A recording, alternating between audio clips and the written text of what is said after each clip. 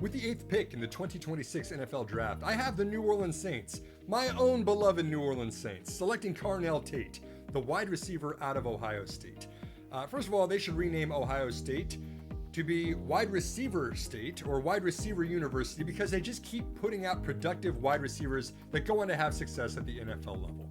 One of which being Chris Olave, the wide receiver one primary target for New Orleans Saints, and he's worked out quite well. I love the idea of pairing him with another OSU alum here, with Carnell Tate, to succeed with Tyler Shough's development, right? Tyler Shough, a lot of people were throwing hate at this pick in the second round of last year. They're saying Shough is too early to go in the second round.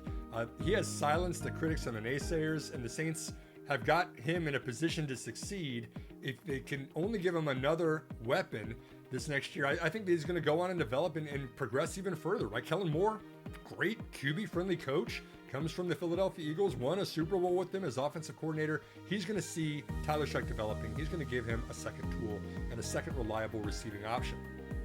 Carnell Tate has been fantastic all year long. Not only good in man coverage, where he succeeds in catching contested catches. He's a big-bodied receiver, 6'3", somebody that can create separation, but also if you throw it just in his general direction, he's going to catch the pass. But he's also able to break down zones and see defensive schemes. I think that him plus Olave is going to be a great duo that the Saints would be putting on the field out there. I'm really excited to see where this would go. And so I think that Tate, would make a lot of sense in this pick. In previous drafts, I've mocked Mekhi Lemon to the Saints. I think that he would also fit in there as a speedy slot receiver, which would make a lot of sense. But I actually think the Saints might be a little bit surprised to even see Carnell Tate. They're available at number 8.